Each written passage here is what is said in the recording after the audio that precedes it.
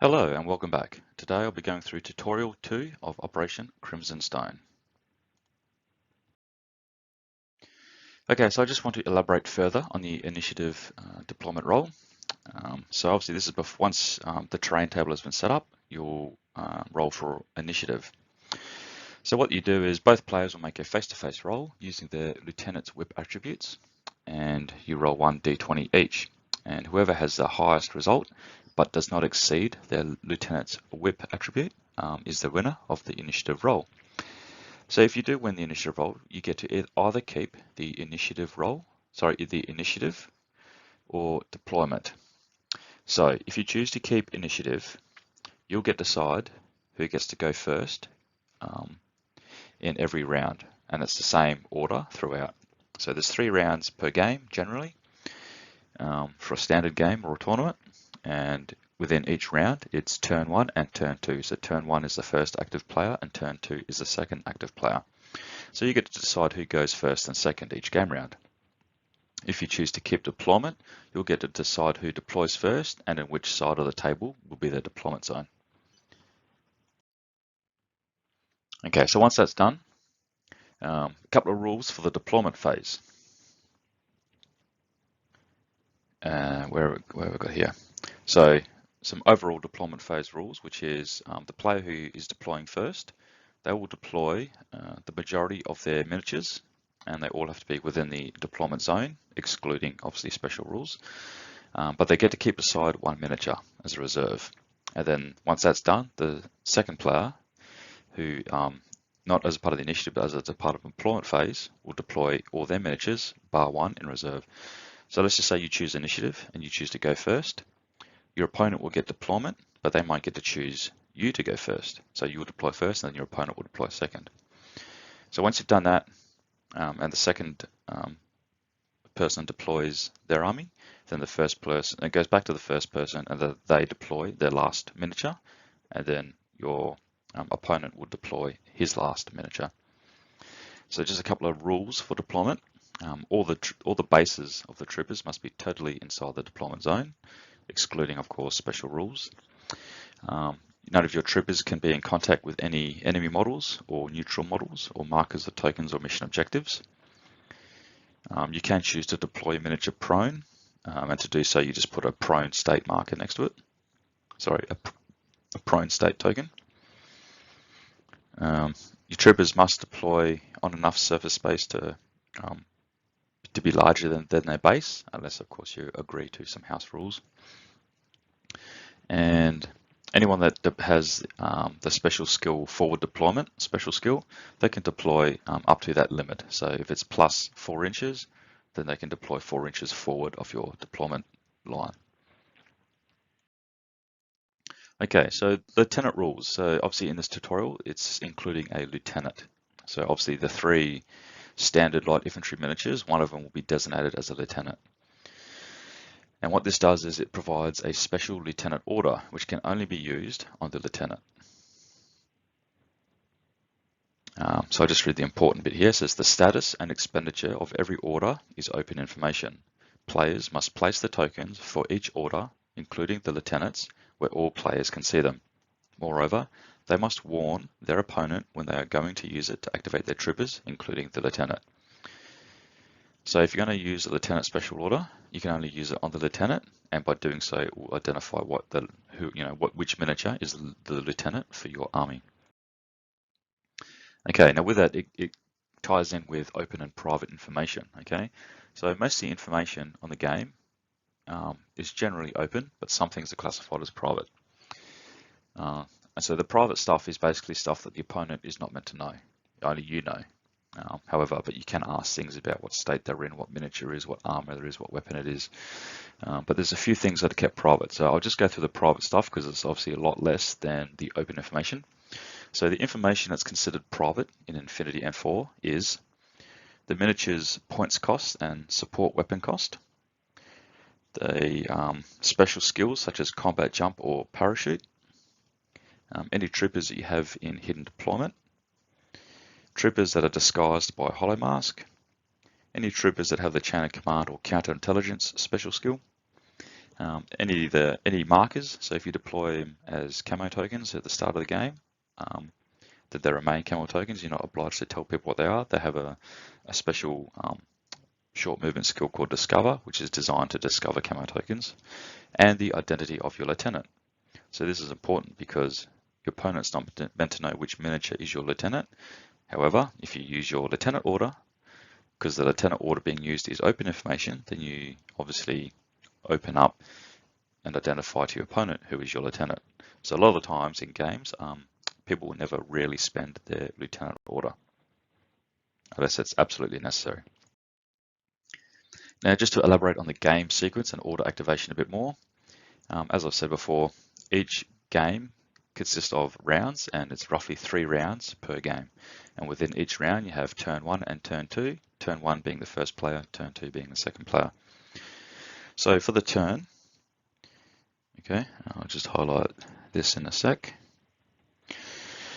So when it's your turn, at the start of your turn is the tactical phase, and that's basically where you count up how many troops that you have on the battlefield that are not in a null state, so unconscious, dead, or isolated, or anything else that denies an order, and then you count up how many orders you need, which is 1 order per miniature, and plus the 1 extra for the lieutenant. Once you've done that, you go into the orders phase, and this is where you do most of your game playing. You know, you spend an order, you move your miniatures around, you declare what you're doing, etc. After you've done all that is the states phase, and this is where you decide to highlight certain phase results or consequences of the orders, but generally that gets done after the order's expended anyway. And then once you've done all that, it's the end of your turn and it's your opponent's turn. Okay, so during step 2, which is the orders phase, this is your order expenditure sequence. Okay, now just note everything is all at once. So even though the orders are declared one after the other, it's meant to simulate all happening simultaneously on the battlefield. Okay, so during your order phase, what you'll do is you'll say you're going to use a token, an order token. Normally you just flip it over to say it's being used, and then you identify which miniature you're going to use that order on.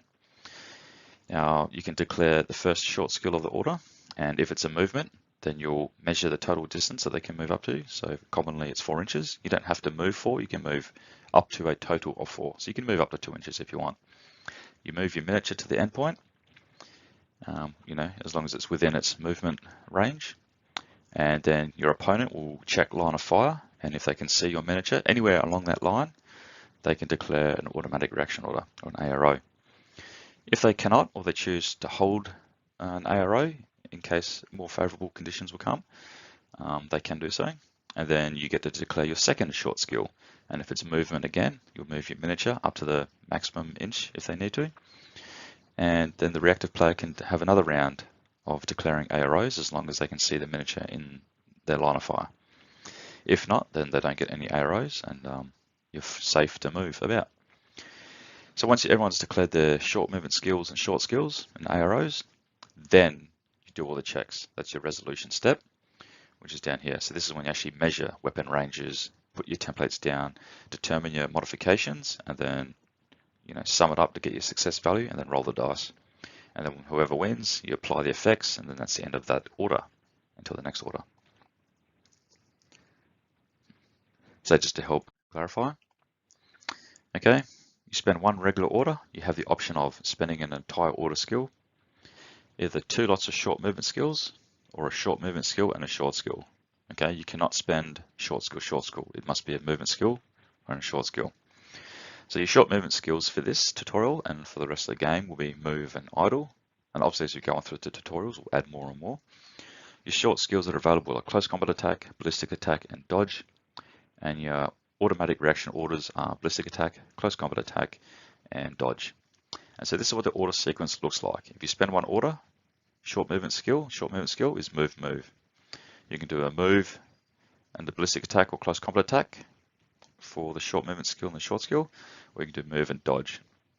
Now you're probably thinking, why dodge? Because dodge only gets you to move 2 inches. However, if you choose to move and the opponent happens to shoot you as an ARO and they have a pretty high-powered, high-stat miniature, if you take in consideration weapon ranges and cover saves and the modifications to your ballistic skill, sometimes it's better to roll on a dodge and avoid being hit because you generally roll on a flat.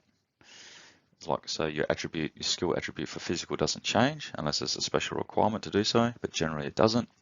So you might be better off rolling a dodge instead of ballistic attack and wait till you get closer and in more favorable weapon ranges. And also, if you're in a good position and you don't want to move, you can just declare an idle, followed up by a ballistic attack or a close combat attack. Now, if you're in close combat attack, you're generally base to base, so you won't really get to do this. It'll just be a CC attack, and the opponent will either dodge out or CC attack back.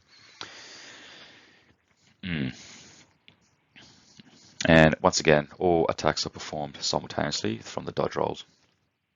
Oh, and also during the resolution phase, if you happen to say declare a BS attack as your second skill for your order, and you happen to be out of range, well then you just automatically perform an idle, so you don't get to do anything. Okay, quickly go over the army list. So for Ariadna for this tutorial, it will consist of 3 rockets, which is the light infantry, and one of those will be determined by my opponent as their lieutenant. And the addition of the additional miniature is the heavy infantry unit, which is the JACKLEG, which is this big guy here. Okay, for the nomads, again, Alguacils, these guys. One of them will be my lieutenant, and then I get the addition of a heavy infantry, which is the evader, which is this character here, or this trooper here. Okay, onto the game. So this is the map layout that's come as a part of the Crimson Stone booklet, and the terrain has been set up to reflect this. The stairs are a little bit different, but that's okay. So obviously once the terrain's been set up, we go through our initiative roll. So this is the skill attributes for our lieutenants. As you can see, our whip roll is the same, 13. So we roll die, 1 each. I roll a 5, my opponent rolls a 9. We're both under 13, so we both succeed. However, my opponent scores higher than me, so they actually win the initiative roll. So my opponent keeps initiative and chooses to take the first turn every round.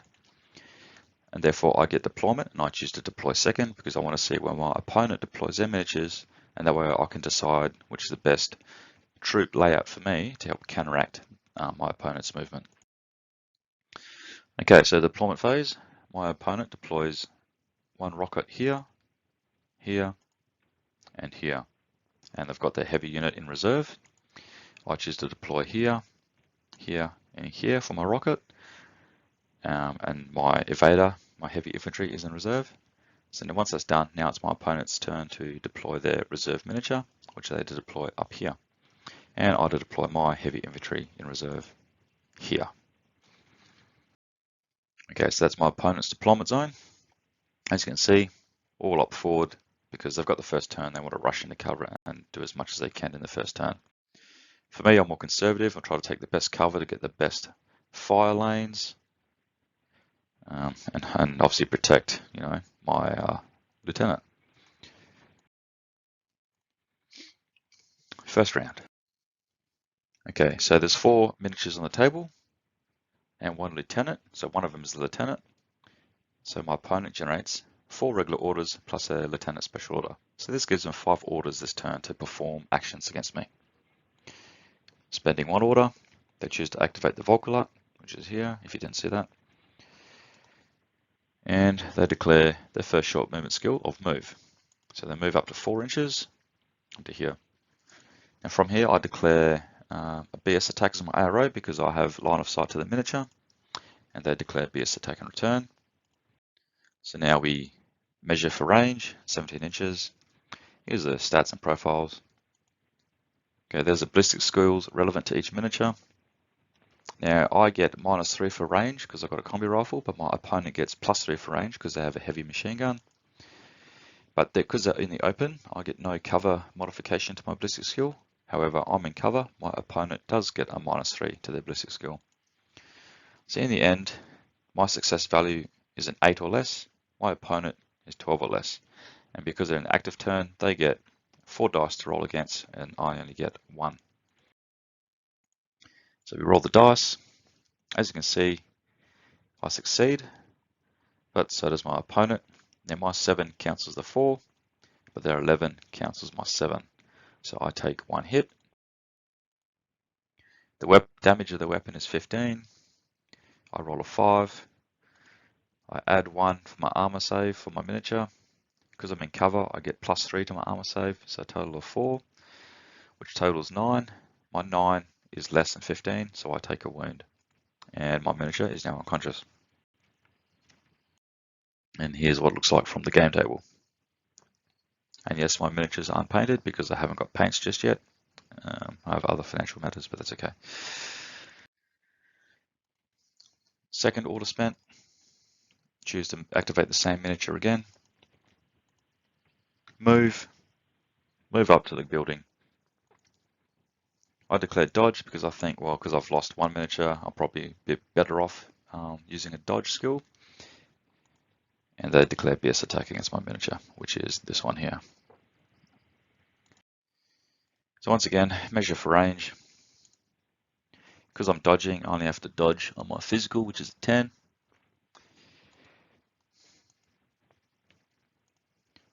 Because I'm in cover, I'm in good range. My opponent rolls on flats, which is 12, and I just get 10.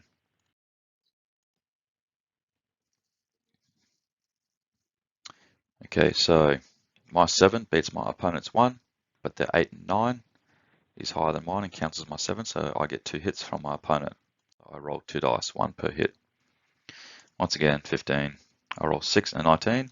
So my 19 is higher than 15, so that's a save. However, I still have 1 more.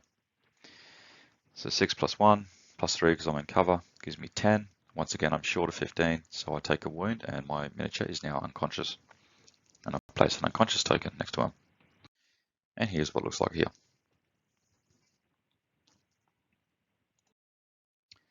Okay, third order. Again, same trooper, and by this stage I'm sort of getting a bit worried because I've already lost 2 troopers. That means I get less orders in my turn, and I'm thinking, I really hope I pass. So they move out to the edge and back again. And I declare BS attack, and they declare BS attack. So this is a miniature I'm returning fire with, and it has line of fire. So even though the miniature's here, anywhere along that movement phase, they can declare their ballistic skill attack. And because I'm declaring an ARO, anywhere along their movement phase, I can declare a ballistic attack. So obviously in this scenario, it's quite easy. We're going for there when they sneak out, you know, like duck around a corner, lean around a corner and take a few pot shots. So that's where we're going to draw the ranges to. So it turns out to be 18 inches there. Okay, here's the unit stats and the weapon stats. Okay, I have a higher ballistic skill for my miniature. Now, due to the range, I get +3 to my ballistic skill, but so does my opponent. -3 because we're in cover, both of us, and so we both roll on flats. I get 1 dice of 13, my opponent gets 4 dice on 12. We roll, and it's quite a funny roll. It's really unexpected. So all my opponent's rolls hit. However, my 9 is higher than all of them, so my ARO success cancels out all their attacks. So my opponent takes 1 hit. So they've got to take 1 armor save against my weapon of damage 14. And my opponent rolls a 1, very unlucky. Now the heavy infantry is armor 4, +3 for cover, makes it 8 in total. However, 8 is less than 14, so my opponent takes a wound and falls unconscious. And I'm kind of happy with that result. So that's from my opponent's perspective. I just put the miniature there, you know, for a bit of effect. Otherwise, it look a bit weird with nothing there. And that's from my perspective up there.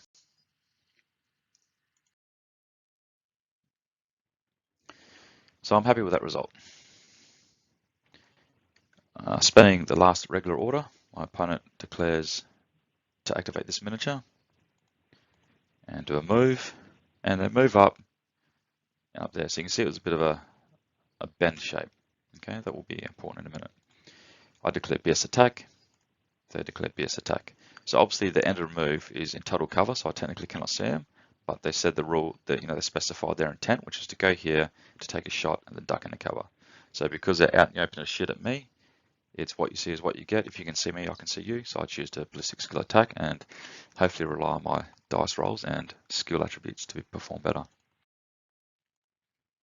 So from that point, once again, along the path there, I mean, I could have chosen to be further back, but it's closer here by 1 inch, so I decided to shoot there. And even though they're in cover, it's okay, I'd rather close to get that +3 range benefit. So we measure, it tends to be 17 inches, so again, when we shoot back, just they're outside of their range, so they get -3, but I get +3 because I'm inside my preferred effective weapon range. Obviously, negative attribute for cover. So I end up rolling on flats, but my opponent ends up rolling on 4s. So this becomes quite interesting. So as you can see, all our results are above the success value, so nothing happens. And obviously, this is the end of the movement where my opponent's miniature is, but they shot from here. They shoot at my miniature there. Now, foolishness on behalf of my opponent, but that's okay. I am teaching them how to play, and they wanted to maximize the benefits of, taking out my army. My opponent spends the Lieutenant Special Order on this miniature. Now, I know that this is my opponent's lieutenant, so I'm actually interested in winning this next engagement. Declare move, duck out, and back into total cover.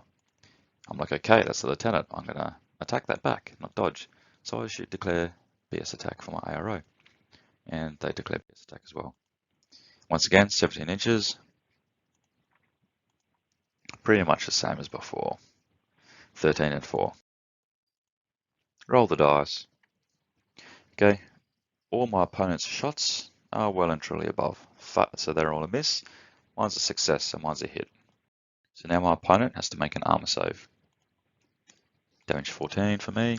They roll a 4. I know this is good. They got 1 armor. They got +3 for being in cover. So it's a total of 8, definitely below damage 14. So they take a wound and fall unconscious. And obviously just another shot from my again, like my opponent's miniature is there, as you can see from the shadow, but they are shooting from here. Okay, my turn. Now, since half my army was decimated, I only generate 2 regular orders, and because my lieutenant is still alive, I get a lieutenant special order. So spending 1, I activate my heavy infantry. Declare short movement, and because no one's in line of fire to my miniature, because they're both unconscious, these two, no AROs declared. And I'm just going to declare another short movement skill, and I just highlight that I'm going to move. So I move my miniature there, and because there's no ARO here, because I've done another move, that may change the situation, so my opponent can get another chance at an ARO if I'm in line of fire. Turns out I'm not, so they can't do anything, so that's the end of that. And I spend another order, activate the same miniature, declare move again, move up to the building, get in the cover. No one can see me from my opponent. Declare move again, move up to 4 inches, still no one can see me. Like from here, obviously they can't quite see around there. So nil ARO. And that's the end of my turn. Oh, sorry, no, it's not. I decide to spend my lieutenant order just to show my opponent, the foolishness of declaring lieutenant order, which she was going to know anyway because this is the only one left. And I decide to move up into cover because I thought at the time to give myself a chance to defend any attacks that may be coming through here or around here. And then I thought, well, that might be a bit foolish, so I'll just stay there. Obviously, no one's line of sight. So, and that's the end of that. So you can see my heavy infantry is pushed forward up there, and my lieutenant is here. Okay, round 2. Now my opponent is in a loss of lieutenant situation. Okay, so because I killed their lieutenant in my turn, in the previous round, in this turn, without a lieutenant, you don't generate regular orders, you generate irregular orders. So that means 1 order can only be spent on 1 trooper, and it cannot be shared. So you cannot put 2 orders on 1 trooper, it's 1 order per trooper that's remaining. Unless, of course, there's a special skill, such as Veteran, which can ignore this lost lieutenant, but we're not playing with that, so my opponent gets 2 irregular orders. So spending 1, decides to activate that miniature, and declare movement, move 4 inches up to there. I can't see anything from either end, so no arrow for me. They declare move again, move up there. Now I know it's a bit inaccurate here, but technically on the game table I couldn't see from down there, so nil arrow for me. So that's how it actually looks like. As you can see, they're just a bit behind the corner here, so that's why I couldn't see them. If they're a little bit forward by half an inch, I probably could have, but I couldn't. Okay, dispending the second irregular order. Declare the second miniature. Sorry, activate the second miniature. Once again, move up there. I can't see anything, so I can't declare an arrow. Move again, and finish up there. So once again, out of line of sight because I couldn't declare anything. And that's where they move. So just behind, so I couldn't see anything. And I'm sort of glad that that happened, so you can understand how a loss of lieutenant can impact your order making decisions. So your decision making for your orders and how to spend them. Okay, my turn. Once again, same again. I've got 2 regular orders plus a lieutenant order. So I have to change of plan because now my opponent's moved up to here, because originally I was going to go around here and engage here. But that's not the case, so now I've got to adapt to my opponent's plan. So spending an order, I activate my heavy infantry, and I declare move. So I'll move back. No one can see me, so nil arrow, declare move again, and I'll move up here. And again, because I'm out of line of sight, my opponent cannot see me. Spending another order, I activate the same trooper, I push up to the corner, and stay there. My opponent cannot see me because also, even though it doesn't look like it here, but on the game table, we actually couldn't see each other. They get no arrow, so I just stay there. I don't plan to move anywhere else. And nil arrow. And because I realise I'm in a bit of a vulnerable position here, and I've got a better unit here to deal with the upcoming attack, I spend my lieutenant order and just push my lieutenant back into original position and remain in cover. So I just declare move and idle. So as you can see, heavy infantry up there, ready for the next turn, and just to be safe, I'll push my lieutenant back into cover. Okay, round 3. Now, you only get to be in loss of lieutenant for 1 whole turn.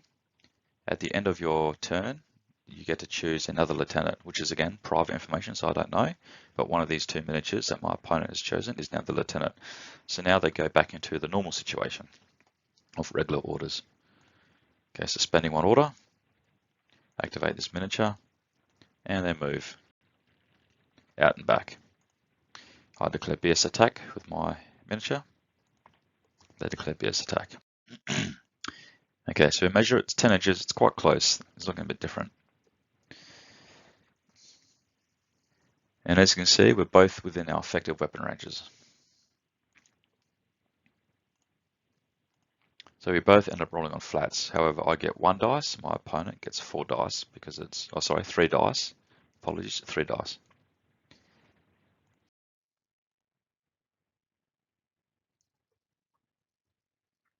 And I miss, and a hit. So I take 1 hit, so I've got to make 1 armor save. So I'm happy with that. I roll a 15, that's higher than 13. I don't have to worry about adding armor because I automatically am higher than the weapon's damage, so I'm protected from the armor shot. But to go through the maths, the actual total is 21, which is definitely higher than 13. So I'm well and truly safe from that attack. And I think I forgot to include here a guts roll.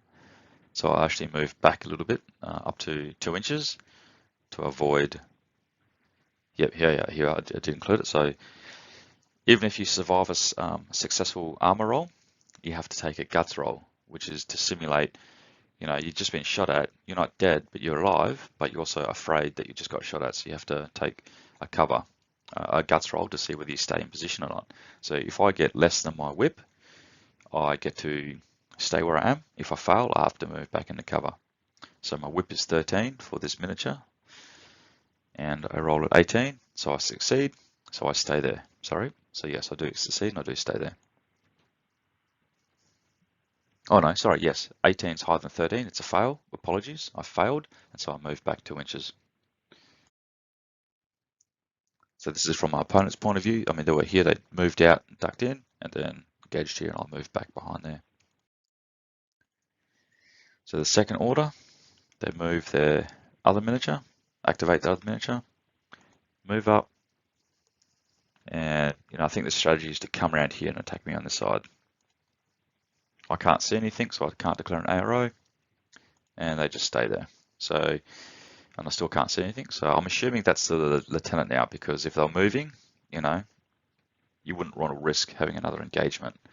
So because my opponent declared an idol, I thought, okay, that's probably the lieutenant. So as you can see, that's the one that moved around there, and obviously the unconscious Volcolite and the other rocket covering that side. Okay, my turn. Declare an order. I activate my evader, move up, nil, and I declare move again. So I move up into cover because I don't want to see and take that out. Now the problem is, because I've spent my second movement skill, and I've spent 2 movement skills, I cannot do anything in return. So my opponent declares a BS attack, so they get a sort of a free attack. So this is a risky situation that I put myself in. Bold, but risky. So at 7 inches, they get a normal roll, not a face-to-face roll, because I can't do anything. So they pretty much get an unmolested roll, essentially. So they get no benefit to range, but -3 to cover, so they get 7 or less.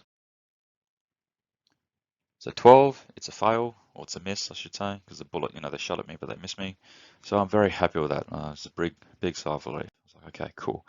I get to have the active turn and do well. So I spend my next order on the same miniature. I declare an idle because now I can see anyway, because my opponent shot me in the last order. I'm going to shoot back. And there's no need to move, because obviously, we measured the range. I know the range is good for me. My opponent declares BS attack, because why not risk it? And I declare BS attack. Again, 7 inches, no change. I'm on 13, so my opponent's on 10. We both get no modification for range. We both get a -3 because we're in cover. So I'm rolling on 10s, 3 dice on 10s. My opponent is rolling 1 on 7. So 16 is higher than 7, so my opponent fails. 2 are higher, so they fail, but I get 2 successes, so 2 hits.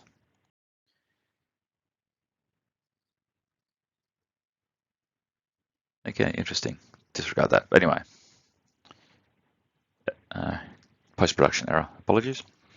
So opponent rolls 2 die against damage 14, +1, +3 for being cover. So obviously for the 11, +1 +3 is 15. So that's higher than 14, so that one's a save. However, this one is less, total of 8, less than 14. So that means they take 1 wound and go unconscious, as you can see now up there. And just from my perspective, I could just see the miniature, but because I can see the silhouette and make it out, I get a chance to shoot at them. And that is the end of the game, because it's only 3 turns and that was left. So at the end of the turn, I had 2 miniatures alive. One was my lieutenant. My opponent just had 1 miniature alive, which was the lieutenant. So I ended up winning that game. Okay, so what did we learn for this tutorial? Well, the mechanics demonstrated were initiative and deployment. I know it was a bit brief, but I mean, the rules are there. You can read them for yourself. I don't want to insult your intelligence. Obviously, if you choose initiative, you get the benefit of going first, or you can choose to go second. But if you get deployment, if you choose deployment, or if your opponent keeps initiative, then you'll by default get deployment. You can choose where to deploy and what side, and who gets to deploy first. So you can counteract, or set up your army to counteract your opponent's army. The order sequence and AROs, hopefully it was a bit more structured, my video, and you could see it a bit more clearly and it made more sense. If not, please put questions in the comments below and I'll endeavor to reply as accurately as possible. And obviously, didn't expect it, but we had a loss of lieutenant situation with my opponent, and it's a good demonstration of what to expect if you do lose your lieutenant. So it's not the end of the world. It just means that you do not get to activate, not spend all your orders on a select few miniatures. Your irregular orders get to be spent on each individual miniature remaining. And that is the end of tutorial 2. So I hope you sort of enjoyed that. I'll try and keep the same slick layout as this one. Obviously, the more miniatures we have, the longer the games will be. So I'm going to try and look at changing the design setup. So basically, I won't have to explain every order. You'll just, quickly click through the results and see the miniatures move on the battlefield. And if there's anything new introduced into the game, then I'll explain that, just to hopefully keep the tutorial short. Okay, so thank you for watching. I hope this tutorial sort of helped solidify the game mechanics from the first tutorial, and I'll be happy to present you the tutorial 3 next, hopefully within a month. Okay, take care, guys.